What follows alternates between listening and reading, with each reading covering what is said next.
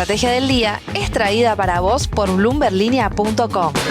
Muy buenos días, estrategas. Soy Francisco Aldaya, jefe del Buró de Argentina en bloomberlinia.com y ahora lo escuchamos a Tomás Carrillo en una entrevista que le hizo en el cierre de la semana a Milo Farro, analista de Raba Bursátil. Bueno, Milo, en estos últimos días tanto el Banco Mundial como el BID aprobaron las garantías que le permitirán al gobierno argentino ir a buscar dólares al mercado a una tasa menor para ir despejando un poco el programa financiero hacia adelante. Si bien todavía falta la garantía de CAF, quería consultarte qué implica esta confirmación y cuándo llegarían esos desembolsos para el país. Buen día, Tommy, buen día para todos del otro lado. Para mí es un placer estar acá, como te contaba fuera de aire. Escucho este programa todas mis mañanas. Muy importante esto que destacás, así como mencionás, tanto el BID como el Banco Mundial aprobaron un programa de garantías para Argentina que funcionan un poco distinto porque en el caso del Banco Mundial el organismo multilateral se guarda cierta posición o cierta potestad de intervenir en el diseño del financiamiento y en cambio el BID se queda por fuera y lo que hace es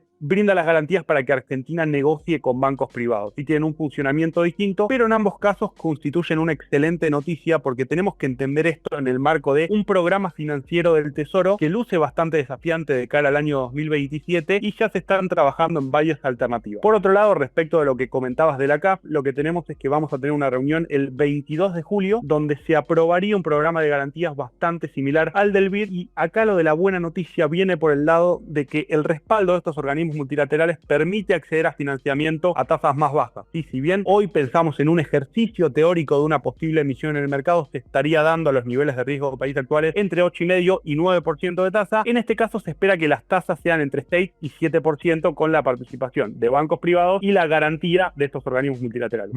Ahora, la pregunta que te mencionaba respecto de cuándo llegarían estos desembolsos o estos préstamos está vinculada a que el 9 de julio, que es en menos de 3 semanas, Argentina tiene que pagar a bonistas cerca de unos 4.350 millones de dólares, de los cuales alrededor de 3.800 millones corresponden a privados. Al viernes pasado, que es a esta hora del jueves el último dato disponible, el Tesoro tenía poco más de 3.000 millones de dólares y vía el bono AO28 con vencimiento a octubre de 2028 solo podría capturar unos 360 millones de dólares más hasta alcanzar el tope de 2.000 millones de dólares que fijó el propio gobierno. ¿Cómo crees que hará el Tesoro para hacerse de esos dólares que todavía le faltan? Y si crees que puede llegar a verse algún tipo de compras al mercado o al Banco Central como ya vimos en mayo. Exactamente, aún hacen falta 1.300 millones de dólares según los datos de depósitos del Tesoro que tenemos al viernes para cumplir con el vencimiento. Acá lo que tenemos que tener en cuenta es que el 26 de junio, el próximo viernes, hay una nueva licitación del Tesoro. Ahí podemos llegar a ver una estrategia de ampliar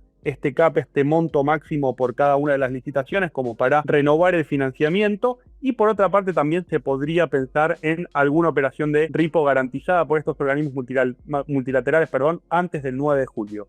Lo más importante acá tener en cuenta es que esto se piensa en el marco de un programa financiero más amplio y en ese marco del programa financiero lo importante es tener muchas alternativas disponibles. Por un lado, el Tesoro, como muy bien mencionas, tiene 3.000 millones de dólares. También ahora con esto de las garantías aumenta la probabilidad de conseguir repo u operaciones con bancos privados a tasas más bajas y por qué no, con el riesgo país en 430 puntos se empieza a abrir la ventana para volver a los mercados internacionales también. El mix de financiamiento para esos 1.300 millones aún no está confirmado, pero ya el gobierno ha mencionado en reiteradas oportunidades que el compromiso está y que los bonos se van a pagar en tiempo y forma.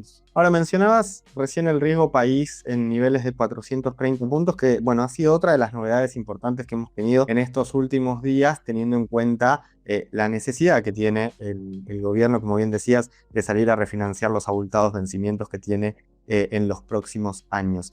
La primera consulta al respecto es si es que se está abriendo esta ventana de oportunidad y dado el contexto global y el contexto local del año próximo con las elecciones, si crees que esa ventana de oportunidad que podría abrirse o que se está abriendo puede ser un poco limitada. Creo que hay una ventana de oportunidad y también tenemos varias aristas para analizar. En primer lugar, el riesgo país está en 430 puntos, su valor más bajo desde abril de 2018, y acá el mercado se empieza a preguntar esta posibilidad teniendo en cuenta que Ecuador en el mes de enero recuperó el acceso a los mercados internacionales con un nivel de riesgo país relativamente similar. similar. Lo que tenemos que tener en cuenta acá son dos cosas. Por un lado, el gobierno ya viene mencionando y reiterando que no necesita por el momento salir a los mercados internacionales, pero por otro lado, en la última revisión con el Fondo Monetario Internacional, en una parte del comunicado se menciona que las autoridades se comprometen a recuperar el acceso a los mercados internacionales. Pensando que el año que viene es electoral y que va a traer seguramente un alto nivel de volatilidad, creo que se abre una ventana de oportunidad con el riesgo país en estos niveles para hacer una emisión, sea antes del 9 de julio o me lo imagino más que nada de cara al segundo semestre. Creo que el tamaño de esta emisión va a venir dado por las condiciones de mercado y cómo vaya comprimiendo el riesgo país. Acá lo que hay que mirar también es qué sucede con una posible reclasificación por parte de Moody's, porque por un lado ya tenemos a Standard & Poor's y a Fitch que efectuaron una recalificación, mejoraron la nota crediticia de Argentina. Ya si se suma Moody's se coronaría un 3 de 3. También seguramente vamos a estar hablando de la reclasificación de MSCI que puede ser importante. Y por otro lado hay que mirar el contexto internacional, porque el miércoles tuvimos decisión de la Fed, los funcionarios optaron por mantener la tasa de interés, pero llegó un Kevin Walsh dispuesto a cambiar todo el marco completo del organismo, creó 5 comisiones para hacer una revisión integral de la forma en la que está trabajando la Reserva Federal. Creo que vamos a ir hacia una Fed mucho menos comunicativa, incluso está la postura en algunos medios de Estados Unidos de que se va a eliminar el dot plot, que los funcionarios van a hablar menos, y a hoy 9 de 18 funcionarios esperan que la tasa de interés suba este año. Por ese motivo, de cara a septiembre o más que nada a diciembre, podemos llegar a tener algún movimiento de parte de la Reserva Federal y por eso creo que te referís a que la ventana temporal es acotada, porque por un lado tenemos las elecciones en Estados Unidos y las decisiones de la Fed y por el otro el año que viene es electoral en Argentina. Sí, absolutamente. Ahora, ¿cómo empieza a jugar esta Fed menos comunicativa, que da menos pistas sobre los pasos que planea dar justamente en esta ventana de oportunidad que se le abre a Argentina? Da la sensación que está empezando a jugar un poco menos, de soplar un poquito menos el viento a favor y que puede volverse un poquito más en contra en este contexto.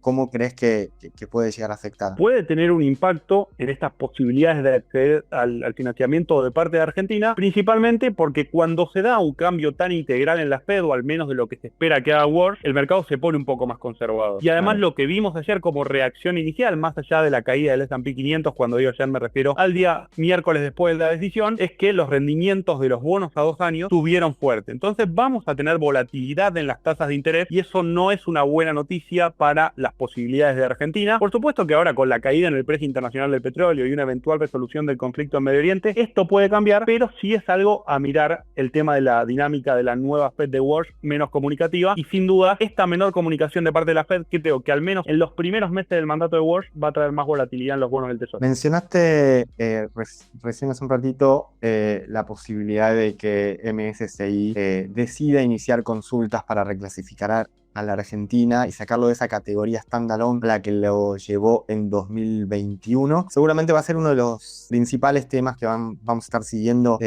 la semana que viene. ¿Qué expectativas tienen ahí? Martes 23 de junio se posiciona como el día clave. Recordemos que tenemos 4 categorías de mercado dentro de esta división de Morgan Stanley. Argentina está en la más baja, que es standalone. Luego viene la categoría de mercado de frontera, después mercado emergente y luego mercado desarrollado. ¿Qué es lo que se espera cuál creo que es el escenario base? Que nos incluyan en una lista de espera para pasar a ser mercado de frontera a partir del año que viene. ¿Sorpresas? Podemos tener, hay algunos que están hablando de la posibilidad de una reclasificación directa a mercado de frontera. Nosotros creemos que se va a dar el escenario base y acá lo que es importante es pensar en el impacto en el mercado. Venimos teniendo buenas noticias, como repasamos la recalificación de S&P y de Fitch, y esto se sumaría a todo ese viento positivo que viene del exterior del lado de las calificadoras para que pueda entrar cada vez más flujo a Argentina. Ya tenemos 2 de 3 calificadoras y un visto bueno de MSCI ampliaría un poco el universo de fondos que pueden entrar a Argentina. Recordemos que hay fondos comunes de inversión e inversores institucionales de Estados Unidos que tienen muchas limitaciones para entrar a los mercados que tienen una calificación standalone o una nota crediticia menor a B-, y por ese motivo podemos, si se concreta esta recalificación o esta posibilidad de recalificación, empezar a ver de a poco cómo llega el flujo extranjero al mercado argentino. Como te decía, el 23 de junio es el día clave donde se publica el comunicado. La